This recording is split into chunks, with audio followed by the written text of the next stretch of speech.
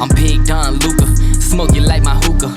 Pump fake right, then I step back in illusion. That's a boss move maneuver, billionaire entrepreneur. Mark Cuban on the viewer, put you rookies on a skewer. I stay shitting on you boys like I came up from the sewer. Used to have a lot of dollars, now I got a lot fewer. What you saying to me? I hope you save it for me. I'm about to kill the game, and I put it in my testimony.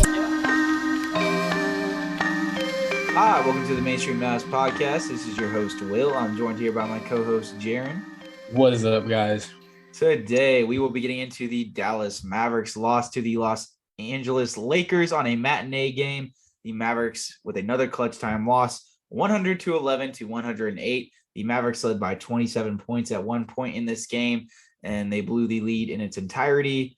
There are some questions persisting regarding some of Jason Kidd's comments post-game. Mavs Twitter is in flames. Jaren, what did you have to surmise of the game? I think the perfect headline for this nice February 26th game would probably be, this is the sum of all of Mavs seasons with, the highs of the high and the very, very, very lows of the low. That's how I would sum it up. Yes, the game was just so highly coveted, and national TV, ABC, LeBron and AD versus Luka and Kyrie. And of course, the resultant is a Mavericks blown lead on a national stage. There were a lot of positives, particularly in the first half, but we're obviously going to get into the stark contrast that was the first to second half, and how the Mavericks turnovers, particularly Luka Doncic's turnovers, as well as Kyrie Irving and his negative regression shooting attributed to the Mavericks loss today, but also how Jason Kidd could have improved within the margins in terms of some of his in-game rotations.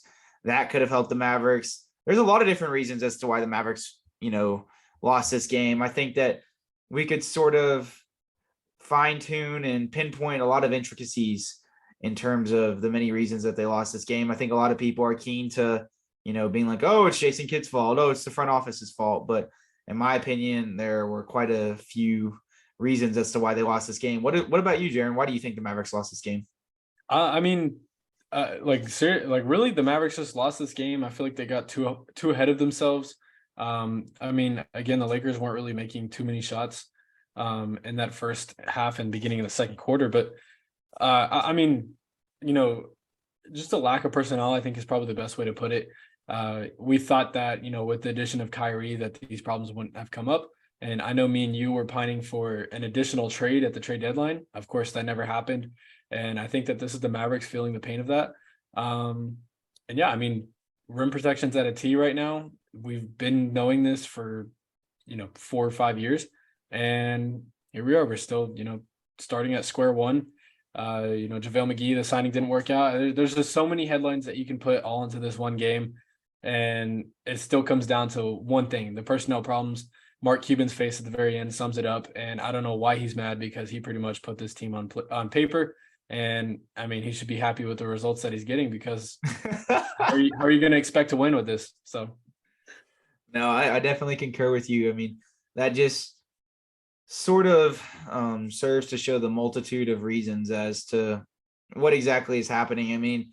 Things can still turn the tide for the positive. The season is not completely lost by any means, but it was just one of those real, I'm gonna craft a word here, Jaren, because I couldn't think of something in my head.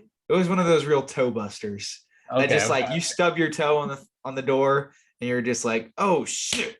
Like that was like how that was the feeling after the Mavericks lost today versus the Lakers. It was a gut shot. It was a gut shot. Gut shot, and it felt just very all-encompassing as to the reasons that they lost. If we go from front office to coaching to the on-court product, of course, and we'll be getting all into it today. But before we do that, here's an ad from our sponsor, Anchor. All right, Jaren. So getting into it, obviously this one was just a complete tale of two halves.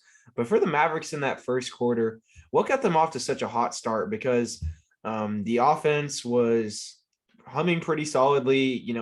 They shot a lot of threes in that first half, and they definitely got some positive shooting regression. And they were, subsequently the perimeter defense and team defense, it was almost reminiscent of last year's defense down the stretch when they went on that run. So what do you think really was able to catalyze that there in that first quarter? And then how did it fall off in the second half? Yeah, I think in that first quarter, the Mavs did a really good job of, I mean, honestly, the shots were falling and they were very timely shots. Whether it was in transition threes, off the screen, half court offense, off the pick and roll, whatever it was, guys were making pretty much every three that was thrown at them. Like Reggie Bullock didn't miss. Tim Hardaway, of course, didn't miss. Like a number of guys, they're just making pretty much every three that they threw. I want to say they were like 11 or 10 for 17 at one point in the game. It dipped off pretty quickly. I don't know what the second half stats were, but I wouldn't be surprised if they were close to like the Lakers first half sort of stats where they only made like 3 threes in that second half. Defensively in that first half, it was just really defensively crisp. One guy that kind of sticks out to me is Justin Holiday. Didn't have the best game offensively. He had some timely threes in that fourth quarter, but defensively, he looked really sound for his second game as a Maverick. Like that's a guy that you pretty much would expect to plug in anywhere, and that's exactly what he did. He played his role really well today. But outside of that, the Mavs, it did help that the Lakers had a really, really negative regression in terms of shooting in that first half. But even still, other than I counted like 3 open threes or 3 open shots, in which the Lakers missed all 3. But outside of that, like it was really well contested threes, whether it was like the classic LeBron James 3, Troy Brown took a few. There was a handful of guys on that roster that, especially Bridget or why can't I remember his name? Malik Beasley. Like he took a lot of those threes, but like I said, the Mavs did a really good job rotationally getting out to shooters, closing out, and even, recovering off the closeouts, whether it was in the paint or whatever. I know Anthony Davis pretty early on was getting it going, but very quickly his day was turned, and at least in that first half. I know the second half was a complete different tale of that, but the Mavs, just like I said, did a really good job rotationally. They were able to pick up guys, it didn't really matter whether it was scramble defense or whatever it was. They were just able to pick up guys crisply, and, it resulted in a lot of missed shots in which the Mavericks went down to the other end, of course, made most of those threes. They got off, of course, that 27-point start, which, ESPN is going to say is the biggest comebacks in the season, which, I mean, stats don't lie, but I would say it was a mix of making shots and playing defense. And that's, really the DNA of what we saw from last year's Mavericks squad. Yeah, no, I mean, it was like Kyrie's sort of inclusion was almost like very comparable to the role Jalen Brunson played. I mean, yes, like different player, of course, does different things, but it was still that sort of heliocentric style around Luka, and then using everybody else as a cog in that. And just the way everything like flowed felt very seamless. Even though the shooting fell off, like I thought tonight there were a lot more like direct Luka and Kyrie actions. They ran a couple I remember one time in the first half they ran a horn set with when Kyrie was a screener. They ran just a few instances where they ran some staggers or used any of them off ball, and Kyrie was the outlet after Luka got doubled and had to drag dribble. So I mean, I thought that they were mixing it up well. I thought in Kyrie's case that he was just not making shots in that second half, and he just had a negative aggression shooting game. And in Luka's case, he got a little lackadaisical when the league got up, and we've seen that sort of dynamic from him where his play is essentially tailor-made to how the situation's going. And I mean, he's one of the best players on the planet, and it's great that he can turn that on and off accordingly. That's obviously a skill set that I think anybody would envy, but and I know playing a full 48 minutes in an NBA game requires a lot of stamina. Like I'm not negating that. And, I think Luka has looked in a lot better shape post All-Star break ever since, there was that little sort of rough in the stream when he came back from injury right before the All-Star break. But I mean, he does have a tendency when we get up against some of these bigger teams to let his foot off the gas a little bit. And you just saw a stark contrast in terms of his defensive effort, as well as his how attentive he was on his playmaking tonight. in that second half. And I mean, that definitely attributed to a lot of the Mavericks' woes because the Lakers were getting a lot of transition baskets. I know at one point they had like 19 fast break points. I think they finished with even a little more than that. And Luka had 6 turnovers tonight. And at least like 3 or 4 of those were pretty lazy, lackadaisical passes. So that, I mean, that was a big contributor as to why the Mavericks, just the overall feel of the game just completely shifted in that third quarter in terms of effort, energy, and focus. And Jaren, you think that there's anything that there's to be said in regards to, just the players on this Mavericks team when they get a big lead like that, not taking it seriously, and seemingly feeling as if they have the game sealed away? Because we've seen this a couple times this season. It seems as if they started to mend it in a couple games, but I remember the OKC game earlier in the season that was really bad, up 16 with 4 minutes left. And now they blow a 27-point lead on national television. So what do you think is there any sort of solvent to this issue, or do you think this is going to be just some issue that perpetually bugs them? I mean, clearly they're just not mature enough to win, apparently. So, no, for real though, it still, winds down to that personnel issue. We're still stuck in the same boat that we were 2 months ago. We're in dire need of a rim protector. I know Justin Holiday fills, some of the 3-and-D problems, or at least, some of the depth that we needed. But even still, you're looking at a roster with 3-and-D or three 3-and-D wings, or 3 wings, between Josh, Reggie, and Justin Holiday now. You can view that as probably a drop off compared to the Dorian, Reggie, and Josh era. But the needs for this team are still pretty prominent, as they were a few months ago, like I said. And, it's going to continue to be that way, as long as the season goes. But I think for this one, we saw just a vast effort difference. And, I'm not saying it's mature level, because that's, these guys are professionals at the end of the day. They're the most mature basketball players in the world. I just think it was an effort level at some point. We saw the guys being really active on the boards, especially through that first half. Guys were firing to the ball, firing to make shots. It looked like a different squad out there. And then in the second half, clearly halftime deflated the team, and, Jared Vanderbilt took over, to pretty much let, single-handedly one guy defeat you. And, this was probably a rare case where LeBron and Anthony Davis don't beat you alone, just off of turning up. Like, I know Anthony Davis ended up with a pretty solid game, but you look at those two guys and you're like, those guys didn't win you the game. Jared Vanderbilt won the Lakers this game. And honestly, I'm going to lay it out because he was just that much of an effort player, and he put it on the floor. I would say that's probably the biggest difference. It's kind of embarrassing, to have a 27-point lead against a Lakers team where they pretty much looked dead in the water. They made that run at the end of the second quarter. And I mean, I feel like going into halftime, you could just sense something was wrong. And clearly something was wrong. And it led, of course, into the Mavericks 111-108 defeat. But I mean, again, it's like, I hate to say this, but it's the same problems that we've been talking about for months and months and months. It just, at the end of the day, it comes down to personnel, effort.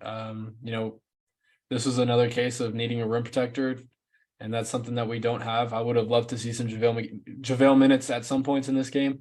And, as reluctant that Jason Kidd was to play him early on in the year, it kind of seems like he's just reluctant to not play him now. And it's kind of frustrating at times, because this is the first time I feel like we've been pining for JaVale McGee minutes, or at least 5 minutes to see what he can do. But at the same time, I mean, we're just not seeing anything that, we can really put on the floor. So I don't know. I don't want to talk about what we've been talking about for months, but at the same time, that's kind of what it falls into. Yeah, no, I understand.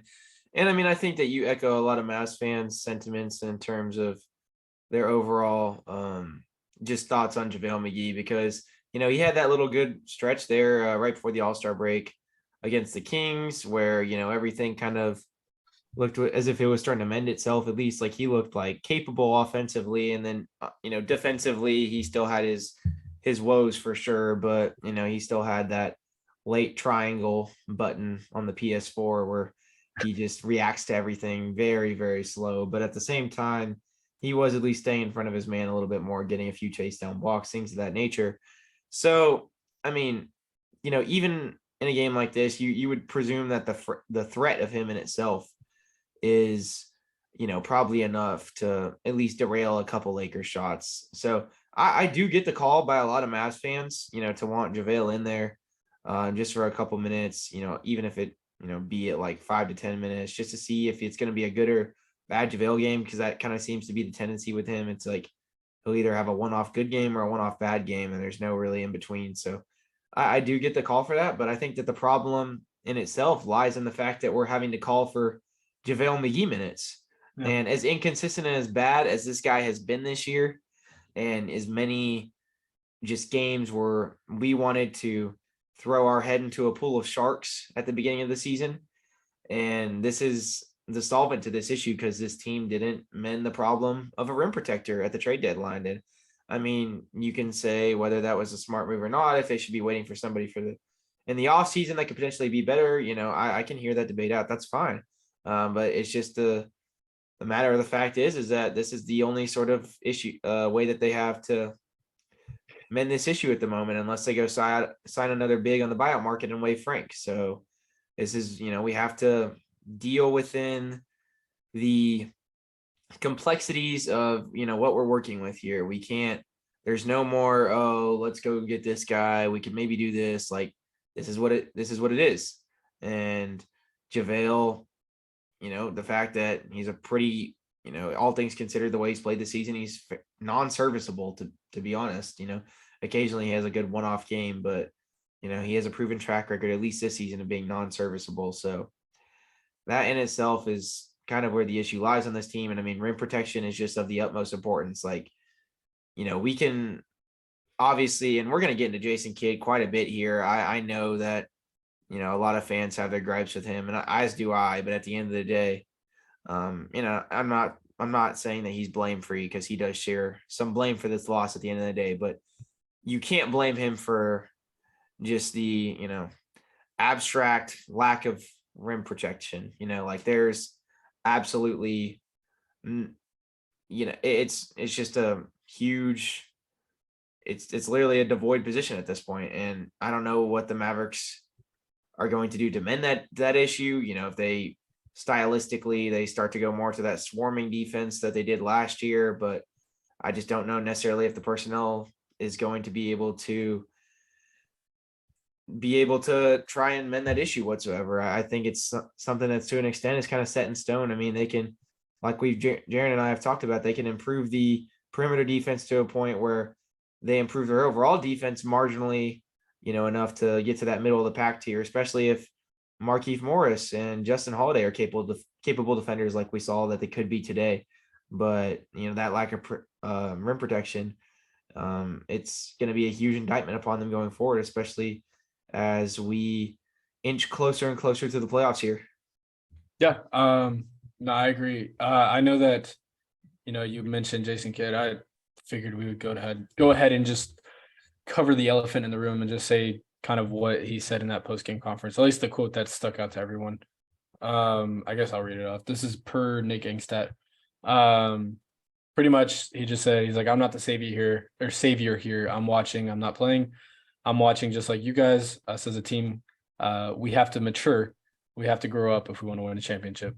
I guess, back to you, like, what does, as a head coach, like, what kind of does that show you about this team? And, me personally, I look at that quote and it's like, you have to have a level of maturity as a head coach, and pretty much to be acting like the victim here. Like, to me, that, I don't know, it's just kind of not offensive, but that's just like, you need to take accountability for yourself. Like, I know, you're not out there playing. There's nothing that you can really change on the court, but it's like, there's some sort of production. There's some sort of level that you can change. We saw it in the playoffs with like his intensity and everything like that. Like, if we saw an ounce of that, maybe it would change something. I'm not saying, we would have won the game or anything like that, but you could show a little bit of help, and we see none of that. We just see him, shaking his head, whatever. Like, I'm going off on a tilt here, but I guess to you, Will, like, what are your thoughts on that? Well, I mean, first I do want to provide context to the quote. He was asked that by Nick Angstadt in response to like not taking timeouts in the third quarter. So he wasn't getting a question directed regarding the rotations. So once you contextualize the quote, it does Okay. seem a I little didn't bit. I didn't know that. I actually didn't know Yeah, no, it does seem a little bit better to the ears. But I mean, my main takeaway from it, like at first I was pretty fiery when I saw it, but once I let it sit in my head for a little bit and really process it, the quote in itself is not necessarily like inherently wrong, but the problem with Jason Kidd and these sort of, you know, I don't know, like player directed quotes that he interjects in the media to try and spark some sort of fire out of his players is that they're kind of seemingly tone deaf, and they lack a lot of the issues that persist on this team, and a lot of that has to do with the way he operates within his rotation. Jason Kidd, I'm not saying that he has every sort of card at the table here to be able to deal. He doesn't have the idealistic roster. He's not Joe Mazzulla, who can just throw out every single, different like card in the deck. He doesn't just have every option at his disposal. But at the end of the day, there are some things that he could fine tune around the edges, and especially with some of these in-game adjustments, just in terms of being able to, identify when a guy is playing good on both sides of the ball and playing it more. And some of the, just weird tendencies he has in terms of this sort of overarching need to ride with your starters at certain junctures in the game, no matter what the situation is, whether it be at the end of the first half or end of the second quarter. It's just kind of weird. I mean, I don't really have any, gripes in terms of how he staggers the rotation with Kyrie and Luka. I think that that's been fine, but I get Markieff Morris apparently wasn't in shape the last week or so, and that's hence why we're seeing his debut today. But that there are just like certain weird things that you would probably like to adjust, like Frank getting as many minutes as he has, and why Josh Green seemingly wasn't starting. I mean, Justin Holiday played great today, especially defensively, as we alluded to, but Josh Green had a little bit of a rough stretch, for about 2 or 3 games there before the All-Star break, but he had a solid performance the other day. It didn't warrant him losing his starting spot. And I don't know if this is some sort of dynamism with Jason Kidd that, he's looking at young and old, or, because of his background, having been on those, both times he's won a championship in his career. First off, he won one with the Mavericks, obviously as this grizzled old veteran guy who was like 38, surrounded by a bunch of old vets. And, that Lakers 2020 team was like LeBron and AD, and then a bunch of guys on minimum contracts that were at the tail end of their career. So I don't know if he has this sort of, heavier reliance or trust on older players to be able to do the job, or at least ones that are capable, like a Justin Holiday. But at the end, I don't know. I'm scared of him shifting in that direction because, this team needs an interjection of youth badly, and they're already very limited in terms of the youth that they have.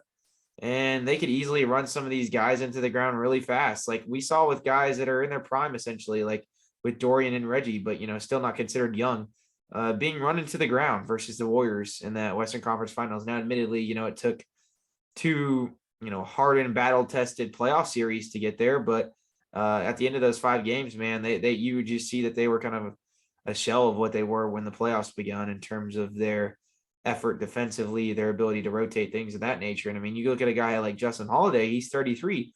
I think he could definitely thrive in a limited capacity here within 15 to 20 minutes consistently. But, the main reason that he sort of fizzled out with Indiana and Atlanta, and his shooting numbers went down and his, defensive metrics went down, by all accounts, both of those fan bases basically said, like he just couldn't like handle a heavier dosage of minutes.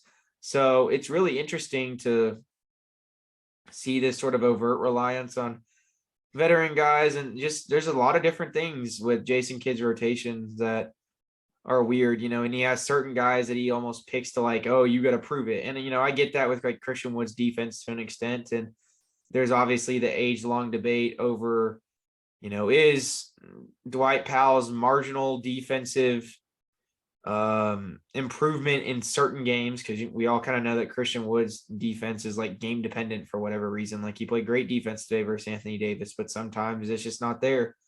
It's like, oh, there's obviously the age-long debate though. If Dwight's, marginally better defense, is that enough to override what Christian Wood, how much better he's going to give on offense, right? And I mean, maybe for a couple games there, maybe against the Kings, you could say yes, like Dwight Powell, that, in a game where offense is ever abundant, defense matters that much more. But Jason Kidd, he's just failing to make those sort of in-game adjustments where in a game today where maybe offense mattered a little bit more in those stretches. And Christian Wood was doing much better than Dwight Powell defensively against Anthony Davis. It's like, why do we have to ride these sort of narrative-based objectives that Jason Kidd seemingly has in his mind is my question. It's like he gets something in his head and he clings to it, but versus, operating at a sort of unbiased basis where he can diagnose what's happening in the game, put all sort of bias and preconceived notions aside, and then make in-game adjustments accordingly. And then, it's an attribute that kind of like Rick Carlisle had. He did have that sort of negligence towards playing young players. And I mean, I think Jason Kidd's a little bit better than that, but Jason Kidd has its tendency to like ride with preconceived notions, and it's a weird favoritism with veterans. I don't know, man. It's just like some of the rotations and stuff need to get cleaned up. There needs to be a new level of consistency here. And there also needs to be just a new level of like sustainability. We got to find what works first. We're still in the process of figuring out how we can toggle between Markieff Morris and Justin Holiday in this rotation. I mean, they haven't necessarily even, it's been all but 2 games, only one in Markieff's place that they've played. And I mean, the dynamic of this team could shift greatly if both of those guys are able to actually be, capable rotation players by the end of the year. But we got to figure out exactly what, how good they are and how they're going to be implemented. And Jason Kidd's just not bringing them. He's bringing them up to speed. Kind of weird. I get the whole Morris situation. That's a little more justifiable. I'm really intrigued. We'll get into him a little later, but I'm intrigued to see how he fares going forward.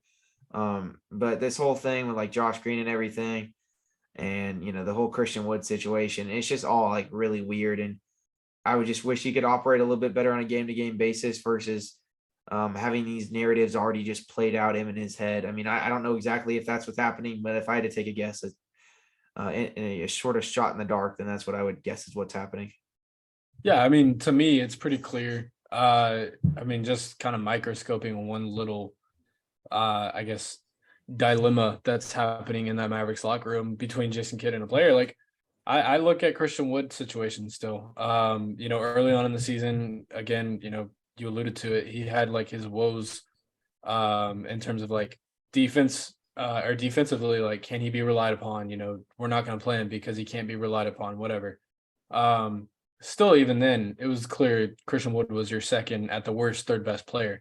Now, because we're clouded with the Kyrie thing, it kind of just seems like this is the perfect time that, Jason Kidd can kind of bury him on the bench. And I'm not saying, he doesn't get minutes or whatever, but you look at this roster now, at least in Christian Wood, or at least in Jason Kidd's eyes, like Christian Wood's viewed as like the 6th, 7th best player on this team.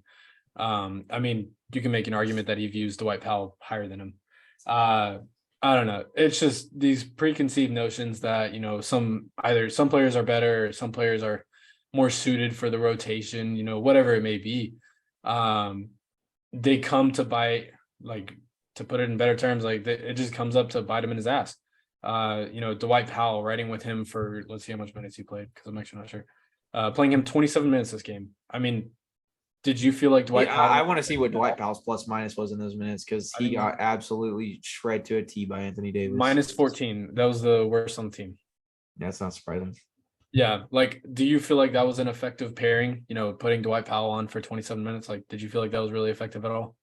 No. At least in this game. In this matchup. Not in this matchup by any means. I mean, there have been times where, of course, Dwight is like marginally better than Christian Wood defensively, but you got to ride the hot hand. I mean, Christian Wood had a block. He looked like not terrible. He was altering some shots at the rim. I mean, he was able to guard out in some 3s and 4s. And I mean, you kind of just ride that wave at that point. I mean, even Markieff Morris, like, he had few good possessions having to guard AD. I don't know. It's just a questionable decision to keep Dwight in there, getting it, as he absolutely got, he got basically toaster strudel toasted tonight by Anthony Davis. And it's no knock on the White either. I don't want you guys to like come at me saying that I'm giving him flack or anything like that. Like, I definitely I appreciate the contributions that he gives in terms of his rim running. Great guy in the community. It's the same spill I give you guys every podcast into, my profound love for Dwight Powell. But at the end of the day, it's not his fault that he's having to guard Anthony Davis for 27 minutes. Like that comes from the top. And I think that we have enough of a track record, I would presume, to, Dwight Powell's a good hustle player. He can play good team defense within stretches, but if Christian Wood's having a better defensive game, you have to be able to operate and make that in-game adjustment. And, along with the Christian Wood thing, to go a step further, it's just like, even if you for some reason think that idealistically Powell's more styled to start, I mean, the shelf life is coming up here, man. Like I know it's not as big of a loss, but it's like, you didn't trade him at the trade deadline. Christian Wood's either going to leave for nothing, or you somehow managed to pull a sign trade out of your ass, the latter of which does not seem that likely. So, I mean, why not try to showcase him? Or I don't know, like for the very worst case scenario, you get a sign and trade, maybe, if you can sort of rekindle any value, or you can work something out. And but even then, that's obviously not likely. But best case scenario, you could probably get him to re-sign on some sort of deal if he actually pans out. I think that Maxi Kleber in his, coming back will be paramount for how that is all going to go down, because, I've been telling everybody this whole time, and I know you have as well, that Christian Wood is best suited, being able to guard those bigger wings, those 3s and 4s. He has a little bit of foot speed to him. He can guard on the perimeter, but he's not really as inclined to sit back there as a rim protector, because he just doesn't have the strength, and he has a tendency to get bodied, and he's not as reactionary, but he's better on the perimeter. And that's going to be basically what is essential and paramount to Christian Wood's future in Dallas, in my opinion, is how that defensive pairing works out. But and I can acknowledge as much as anybody, like I'm fairly divisive in terms of how I operate with Christian Wood. Like when he's having a bad defensive game, he's like unplayable almost at sometimes, as bad as he is. But when he's doing good like this, there's no reason, especially the way he was playing offensively tonight. I mean, he wasn't disrupting the flow of the offense. He was making threes in the pick and pop with Kyrie, especially in those non-Luka minutes. And, he was taking advantages of mismatches accordingly. He was even scoring on AD some. I mean, there was just no reason for Jason Kidd not to at least recognize that in this game specifically, he should have played more in. That whole situation in itself, and, bringing Christian Wood up to speed and everything is just bewildering. I mean, I still think that asset management wise, like they just can't afford to lose him for nothing, and they probably will come this offseason. They'll probably let him walk and try to find another big man via trade. But I mean, even then, like you give up a guy and then you're having to give up something to get a rim protector. So it just kind of seems all counterintuitive. Like I still think the best fit on this team is if keeping Christian Wood at the 4 and finding another capable center. Obviously, this team doesn't have that at the moment, but that, and maybe in some matchups, if you really need that marginally better defense, I get starting Powell. But in a game like today, why Dwight Powell starting, much less closing the game, even if you want to run with him at the start, is it's an indictment upon Jason Kidd. And I guess that's my lasting thoughts with it. I know I'm going off on a tangent with this, but I don't know. This whole situation is just ultimate tomfoolery from the Mavs and Jason Kidd in terms of bringing in a guy and not being synchronized in terms of the front office and the coach's understanding of what his role is on the team. Yeah. I mean, I feel like you put that pretty well. Yeah. I mean, yeah, I feel like there's just nowhere else to go. Like, I don't know. I mean, this is just such like a demoralizing loss, because this was such a must-win game. I mean, really for the franchise, for that matter. And, of course, it was highly anticipated. It was on ABC, all these sort of narratives, whatever. And to lose in the fashion that we did, like I said, it was embarrassing. It's demoralizing, all the above, especially to the Lakers, whatever, blah, blah, blah. Still, bottom line, Mavericks, they're still in the same boat that they were at the start of the season, still in the same boat that they were in November. However you want to look at it, we're still dealing with these same problems. And we will be except the playmaking, problems. Yeah, okay, yeah, we covered that Yeah. up with Kyrie, but regardless of that, like, I mean, I think it's as long as like if Kyrie doesn't resign, like things are cloudy in Dallas. They're cloudy now. I don't want to get too big picture here, but it's going to be interesting. So No, I mean, I was talking to a guy online today, and I mean, if you look at the sort of contingency plans that this team has, if Kyrie doesn't resign, I mean, there's still, yeah, they have a whole lot of cap space, but to go get who? I guess you let Kyrie and Christian Wood walk at that point, and what's the next step? You're not going to find somebody better on the market than Kyrie to fill that, secondary playmaker void. I mean, you can find somebody, that can improve marginally, maybe upon like what Spencer was at most. And then you try to solve the whole rim protector issue. Like, this team made an all-in move and they have to operate from here on out. And I don't want to exclude the fact that they may have not had the presence of mind. I'll give Nico Harrison the benefit of the doubt in this situation that there was probably merit that Kyrie's going to re-sign in Dallas when he made this trade. That, as long as they handled, they let Kyrie kind of dwell in his own realm off the court and, let him focus on basketball and just operated solidly organizationally, then everything would kind of go, fall into place there and everything would be cool. But, I mean, they are very much like pretty screwed if he leaves. Like, I mean, and then you start looking at like how much trust does Luka have in the front office after that? Like, I mean, that's a pretty big fracture to try and heal over basically the next year or two when you've already traded away one of your picks. I mean, you just start getting down some pretty dark timelines if they can't make this thing work. I mean, this summer they're in a position where they're going to have to make moves. I mean, I know they don't have a draft pick this summer, but they're going to at least have that 2029 pick available to deal accordingly. And, they're going to have to make moves with that in the 2025 pick. They're just kind of strangleholded otherwise. I mean, the need for a rim protector is really, outweighing all else. I mean, even if they make a deep playoff run this year, I did preface today by saying, hey, like, because I know there's still a lot of fans that have faith in the defense and its ability to rekindle what it was in 2021, 2022. And I mean, I think that they could still kind of, provide some sort of scramble intensity and, provide that sort of full court pressure and that sort of style of trapping, as well as just really, patted down team defense where everybody saw on their rotations. And, when they would go to man, they would just be extremely locked in, barring the rim protector. If somebody was able to get past the perimeter defense and, that could work and, they could improve that within the margins and, get to that middle of the pack level. But, to a certain extent, like, you need a rim protector in the modern NBA in some sort of fashion or the other, whether it's like you have, a couple wings that can sort of slope down and guard, some 4s and 5s.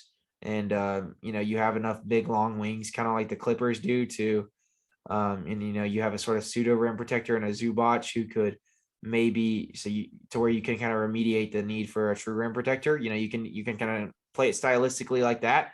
Otherwise, I mean, the modern NBA just constitutes either a switchable 5, who can guard 5s head up and, switch on the smaller guys, or that, that patented weak side shot blocker who can just come out of nowhere and swat the shit out of something. And they don't have either one of those things right now. And that's really, and, the best of the teams in the NBA have both of those, like the Celtics, for instance, with Al Horford and Robert Williams.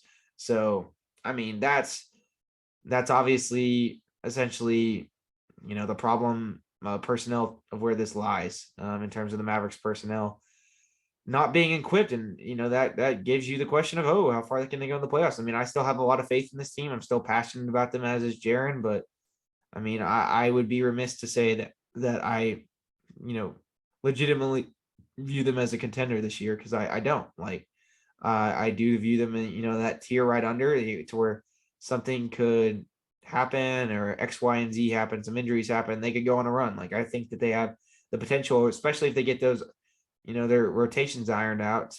Idealistically for me, rotationally, I don't think starters necessarily matter as much, but I would probably go with Kyrie, Luka, then Josh, and then Christian Wood, Maxi in the starting lineup once Maxi comes back, and then in whichever order kind of run Morris, Tim, Holiday, and I'm forgetting one guard right now. Oh, and Reggie off the bench. And you could, I think everybody kind of has a sort of mix of that in their head one way or the other. Regardless of who if you want to swap one or two of those guys out, but just figuring out how that sort of 9, maybe 10-man rotation, if you want to throw in Powell in there and spot minutes, like could end up working out is going to be contingent upon how far this team can go this season. But nonetheless, like they're probably not contenders, even if you're maximizing the absolute potential out of that rotation. Well, what do you think about that, Jaren? Yeah. I'm going to use every playoff slogan ever. The time is now. You got to pick rotations. You can't be playing, a guy that's starting for 20 games out of the year. You can't be, playing him 16 minutes all of a sudden and playing Frank Ntilikina 12 in such a big game like this. Like you got to have your, sort of rotations ironed out. I know that, we just made some big deals regarding the trade deadline, and of course signing Justin Holiday and all that. But even still, as a head coach of the NBA, like you need to know your rotations, because it kind of just seems like it's almost, okay, what are we going to get tonight? Are we going to get Markieff Morris minutes? Or are we going to get Justin Holiday minutes? That's kind of the boat that we're going down right now. And that's, it's not a very light path that the Mavericks can really, envy if they want to be in that sort of boat. I know regarding that, like, just from what we saw tonight, like it's not going to work. There's, I know that you just mentioned, things that you could do with the lineup, and honestly, I agree. But the time is not now to, in these valuable games, like you can't be playing with a rotation like that. Yeah, 100%. We'll kind of get past this big picture stuff, and next we'll just kind of go how everybody fared tonight and kind of operate just on a game basis. Trends of the game a little bit more and how some of these players fared tonight, because the big picture stuff kind of does get kind of degrading. But yeah, I know with that, let's go ahead and just go ahead and nail these out here, Jaren. So in terms of how everybody fared in the starting lineup today for the Mavericks, we kind of already went over Luka and Kyrie. I think that their games can be, the summation of their games can definitely reduce to, they did really good playmaking. I think they set everybody else up very well in terms of their direct actions with each other. If they were running horns with one of them as a screener or something of that ilk, it was leading to a lot of open looks. But obviously they both just didn't have the best shooting games. And, Luka's turnovers were very prominent. They did do, both of them did a great job rebounding. Kyrie came in and consolidated for a lot of the lack of rebounding that, the Mavericks big men were unable to fulfill, mainly being, Dwight Powell in his 27 minutes, as well as Justin Holiday. He actually didn't grab a rebound in 28 minutes of play. I have noticed him being a few kind of lackadaisical in some box outs. So yeah, I thought they played Luka and Kyrie, that is, and they both had 5 assists each. They split the distribution of their touches and how they were handling the playmaking duties looked a little more even keel. They both played very similar minutes in this one. I don't know. I thought that they did really everything. In Kyrie's case, he just really did everything but make a shot. And Luka, in his case, he just did everything but actually not turn the ball over. And I thought that they both played pretty solid defense for what it's worth. Like they both got after it as much as they could. So I don't know. I think they kind of just had a negative regression game overall in different aspects. In Luka's case, it was more attention based and, not letting your foot off the gas. In Kyrie's case, people have bad shooting nights every now and then. It's not like it's, one of those incredulous slumps that we see from like a Tim Hardaway Jr. where it's just game after game. So what did you have to surmise from the two spearheads of the Dallas Mavericks tonight? Yeah, I think you put it, very lightly that, Luka Doncic, he had an amazing game. Of course, he hit 3 after 3 after 3, but at the same time, turnovers came to bite him in the ass. For Kyrie Irving, I felt like he played really good, especially defensively. Surprisingly, he led the team in rebounds. I think that's a stat we probably won't see very much of. But even still, only 8 of 22 from the field. And again, to your point, everyone has a bad shooting game every once in a while. So I'm not going to hold that to him. He still had 21 points in this matchup. But I think, that pretty much just sums up those two guys. They played really good. The distribution of their touches, as you alluded to, was honestly really crisp. And I think this was probably the best game in terms of what we've seen out of this duo so far. I think this is something that they can definitely build upon and, definitely learn from. But even still, I mean, I think that this is one where, it's not between those two guys that the loss is held on. Yes, Luka had some stupid turnovers. Yes, Kyrie couldn't make a shot, but you still look at across the table. Like, this is a loss that you don't put on those guys' hands. You don't put on their shoulders. You look elsewhere for that point. I mean, but it's like, I think that everything goes into a loss. Like they played a very small role. I mean, not a small role, but I mean, they definitely played a role in this loss. Like, multiple things can be true. Jason Kidd's coaching, blah, blah, blah, blah, blah. You like this was the case, but at the end of the day, it wasn't one of the main reasons. And I would definitely tend to agree with you there. How do you think that, I think we've documented Dwight Powell's defense and how incomprehensibly bad it was tonight, and how, I mean, and like we said, it wasn't his fault, but, he was getting bodied by Anthony Davis or blown past or everything, and all of the sorts and in between, in terms of his ability to get scored on. But what did you think of his game, or, barring that, if you wanted to provide some context, how he played offensively or anything else?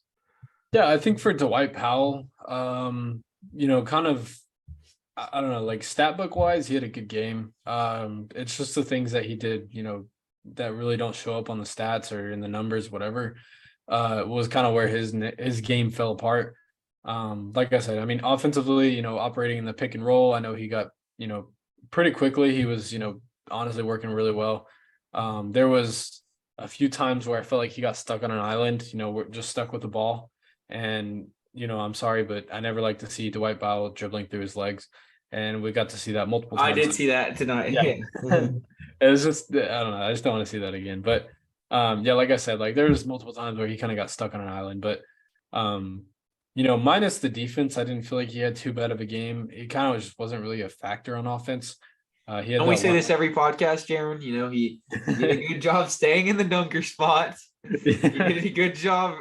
He did a good job rim running, even though Anthony Davis was a really good defensive rotational and big. So it's not like he was gonna get too many opportunities to slip the pick and roll and get past him, because Anthony Davis is so stringent down there. He did what he could, and he hustled. He did what he could and he hustled. That's the sum of Dwight Powell's whole entire NBA career. But you guys listen to our podcast consistently, that's what we say about him every single time. It's going to be the exact same spill. No, there's always the occasional one-off, game where he just does insanely good offensive rebounding, and you get like one of those slow drop coverage bigs where he can just get behind on the pick and roll every time, and they just cannot adapt. And he's going against like some, like I remember like there was like I think a game against the Magic where he just like, it was either this year or last year, where he just like absolutely like toasted Mo Bamba or something. But like, I mean, it's just very like few and far between when you're going to get those. Oh, no, the Suns game actually. He did a really good job in that one. If I recall, I mean, just against Biombo too. But I mean, it's just like, it's clockwork with him. It's day in, day out. You know what you're getting, and you better not throw a fit.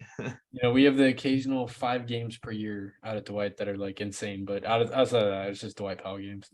I guess, we talked about Justin Holiday, pretty lengthy. What did you think of Reggie Bullock's game? Yeah, Reggie, let me see. I thought he played pretty well. And he had that assignment of guarding LeBron. I mean, he didn't have the best shooting game tonight. He had a couple early, and he went 2 for 7. But he's been shooting solid as of late. He's been staying true, tried and true to those percentages, and he's been continued his excellence from that perspective. And he's been doing a little bit better job running the floor too. Like he's actually getting out in transition, and he's pretty handsy, and he's playing active defense.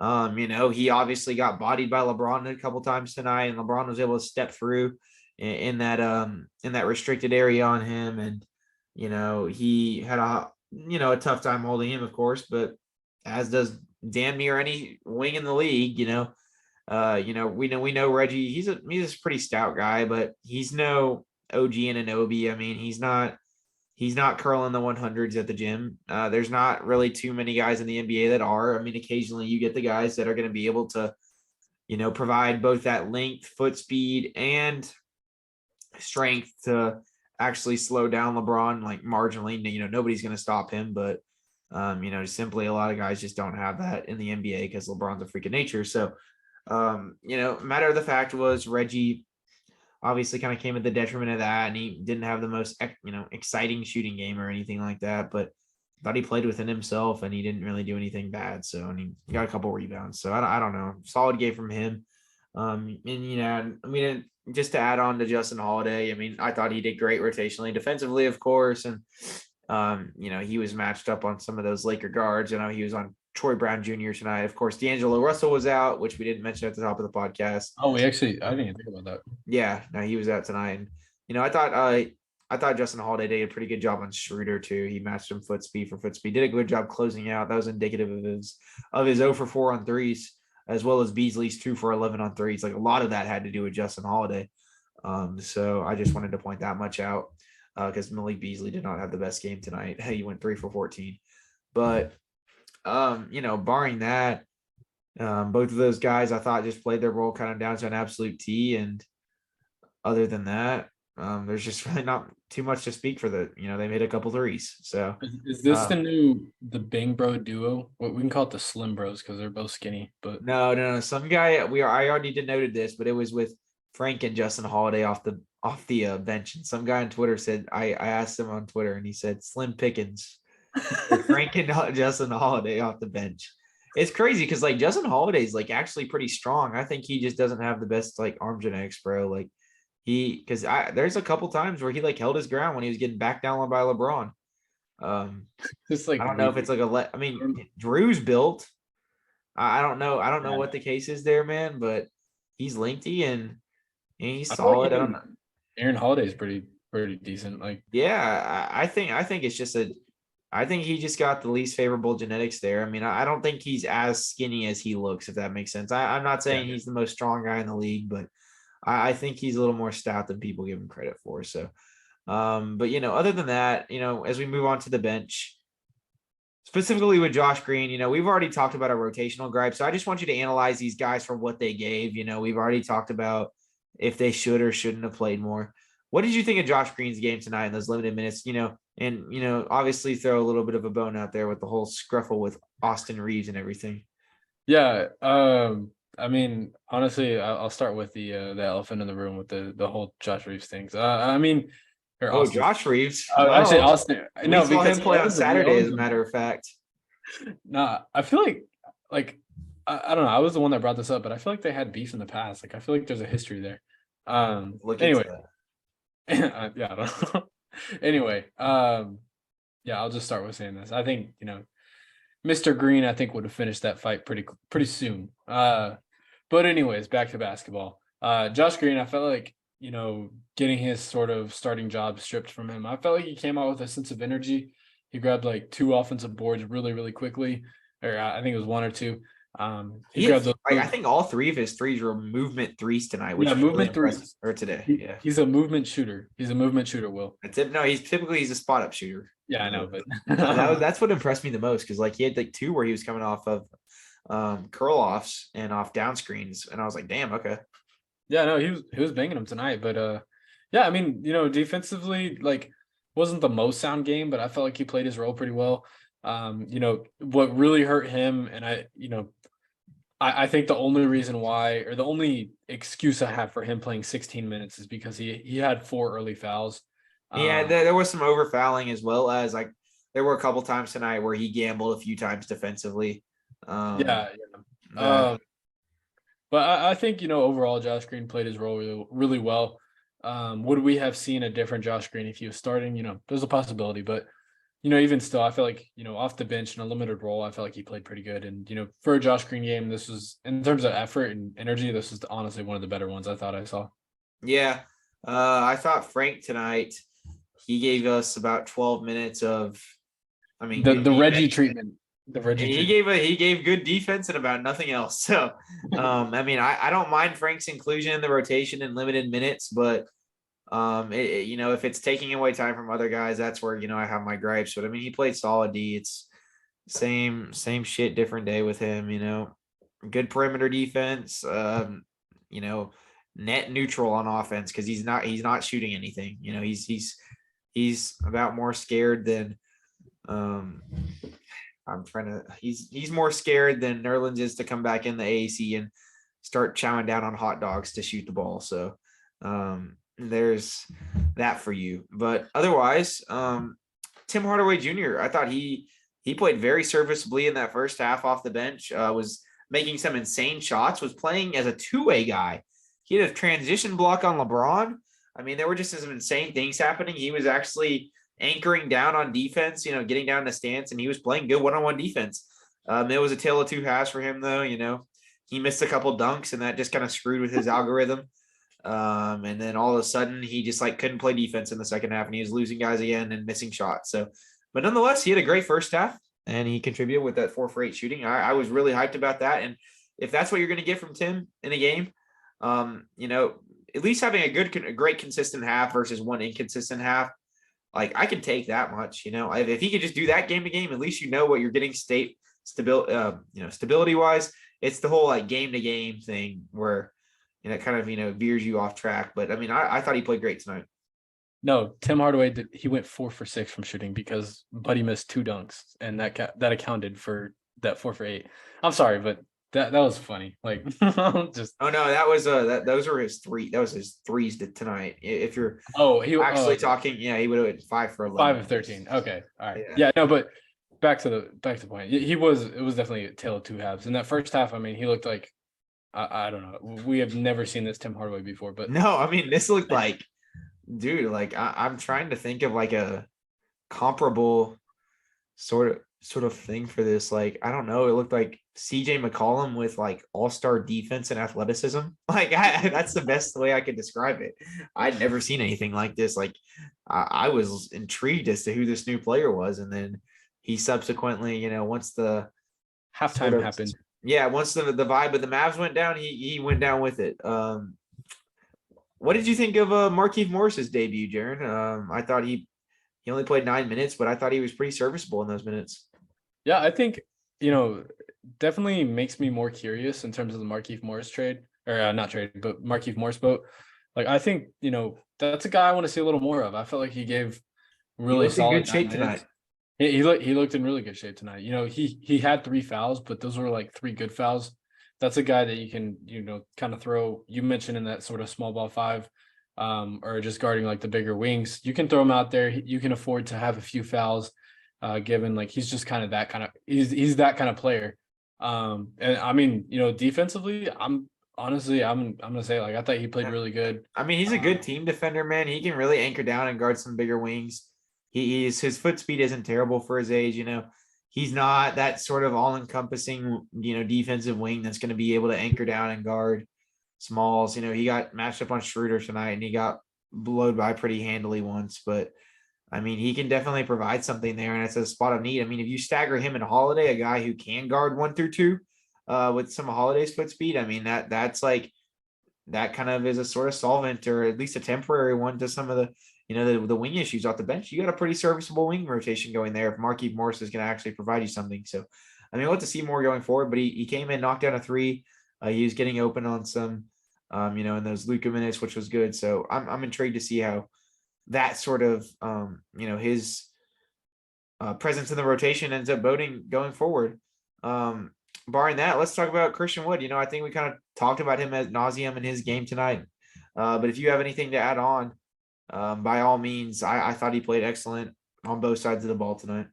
Yeah, I think, he, to take away some Dwight Powell, some of the talking points we have for Dwight Powell, Christian Wood actually honestly played pretty hard on defense. And, to some avail, it was actually He was actually one of the only people rebounding tonight too. yeah, he very much was. But yeah, I felt like on both ends, Christian Wood was very effective. Even offensively, as you alluded to earlier, like just working within the offense, working within the offensive flow. Like he didn't really take the ball out, didn't really waste any time. Like it was timely shots. Even the 3-pointers he took, none of them were off kiltering or just kind of scratching your head sort of threes. They looked clean, they looked good, and I mean, outside of that, I think that if you look across the table, he probably had one of the better games as a Maverick, if not the best. In limited minutes, of course. Yeah, in limited minutes, of course. Which again, I don't want to go too much into the rotation. We already got into it. Yeah, more. Yeah, that's a guy that should play more, especially in this kind of game. But anyways, I was really pleased with what I saw out of Christian Wood. No, yeah, as I reciprocate everything you say, because I mean, like I said, his shot diet just didn't disrupt the flow of the offense. It came like within itself, like he was running in transition a little more. I mean, he was playing good defense on all three levels, and on top of that, he was shooting good, and he was using, he was stealing guys when he got mismatches, and he was blowing past guys. You just saw the full experience tonight. And it was great. Otherwise, looking at the Lakers side of things, Jaren, I thought LeBron did a great job. He continues to impress even at his age of just being able to put pressure on the rim and doing the things that he does. I mean, there's just, we really haven't seen anything like it for a guy at his age to be able to do that. So that was great to see. Anthony Davis seemingly dominated. It was a stark contrast from when we played the Lakers on Christmas. You could just see the defensive impact he had at the rim. There were a couple times that like some Mavericks role players went up on him that, we would probably denote as one-dimensional 3-and-D players. And you could tell why they were one-dimensional 3-and-D players when he swatted the shit out of them. Even like Tim went up one time and did not fare well.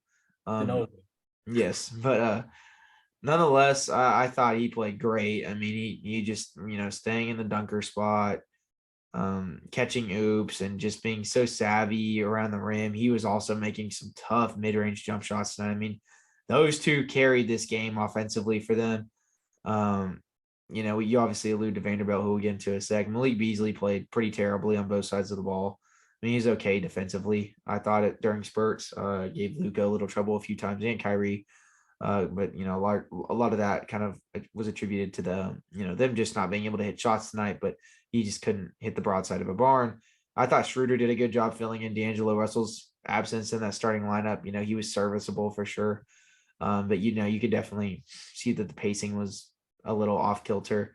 Schroeder, he's not as keen to like probing. He's not as just savvy. He's always gun ho. He's trying to run really fast and push the pace. I mean, it worked, especially as many fast break opportunities that the Lakers were getting tonight. But, you could definitely see where there was a bit of a drop off there just in terms of, D'Angelo Russell not being there. But, I mean, he still played solid, I thought.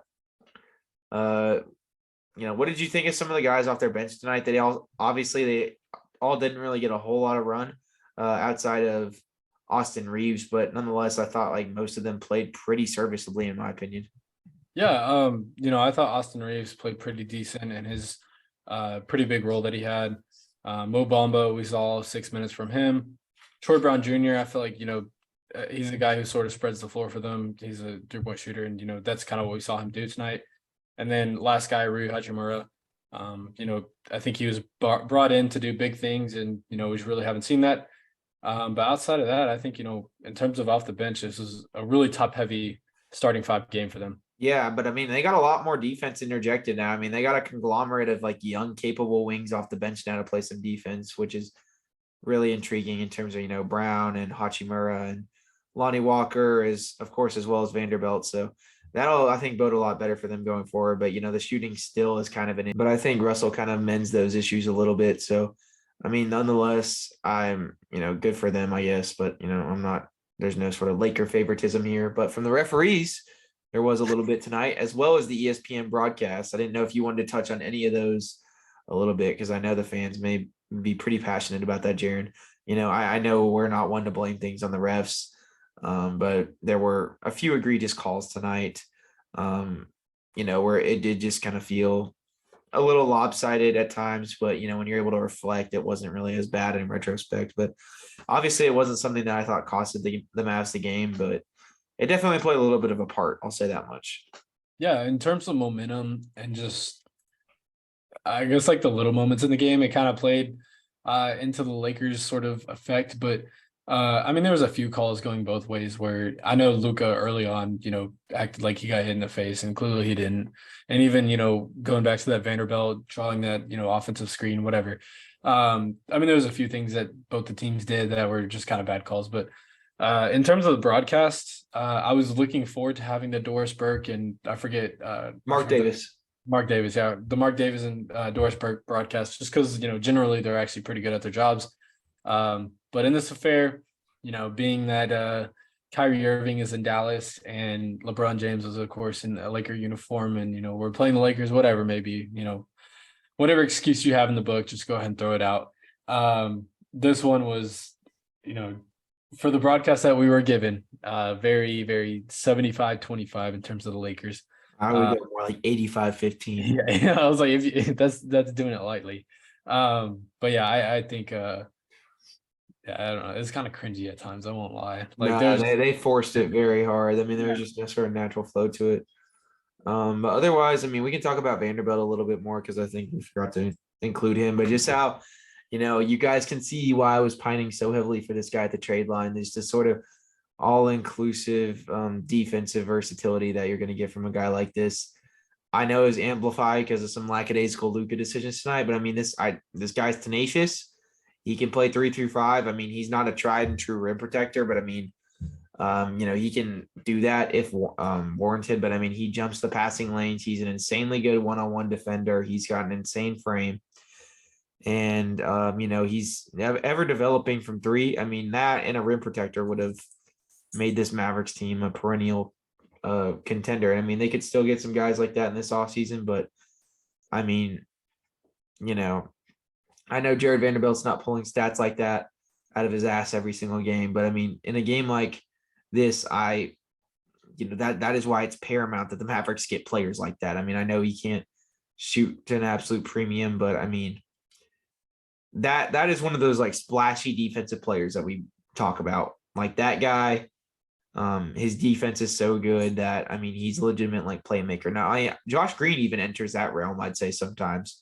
But to be like a playmaker defensively, a tone that I'd like to kind of denote to those sort of guys who like are actually, the ones always accounting for all the blocks and steals and things of that nature, seemingly making like these highlight plays defensively, like time in, time again. I mean, that's like another level of defense and anticipation and, linked in athleticism that you essentially have to be a guy like that in the NBA. Because I mean, that's obviously a sort of tear off. A lot of guys just don't have simply the physical tools to be able to do something like that, but he does. And I mean, it showed up in the box score with how he was catalyzing those fast breaks for the Lakers with all the steals and the one-on-one defense he played on Luka. Very few guys are able to bother Luka at the point of attack to that degree. I mean, even if Luka was being lackadaisical or not, I mean, that was impressive in itself. And I mean, he's a really good roll cut guy, and he can knock down the occasional 3. So I mean, if it is, and he's only like 23, so if his 3-point shot ever develops, I mean, he's going to be one of the better perennial role players in the league. So I don't know. I just wanted to go on a tangent there because I liked him so much. And of course, he was in that absolute fleece of a trade by Rob Pelinka that he pulled out from Mr. Danny Ainge. But nonetheless, do you have any other thoughts on how Jared Vanderbilt tore the Mavericks to shreds tonight and how it sparked Jason Kidd to say that he kicked our ass in the postgame? Yeah, I mean, that's a guy you can stick on all 30 NBA teams and you can expect greatness. And that's exactly what he did for this Lakers team. I mean, I know that they're like sort of one hole with shooting and all that, but you get a guy who can basically do what he did tonight, and you can stick him, like I said, on all 30 rosters, and he can win you. He's only 23 and he can still develop a shot. Yeah. Very scary. Mean, it's never too late. Dorian Finney-Smith developed a 3.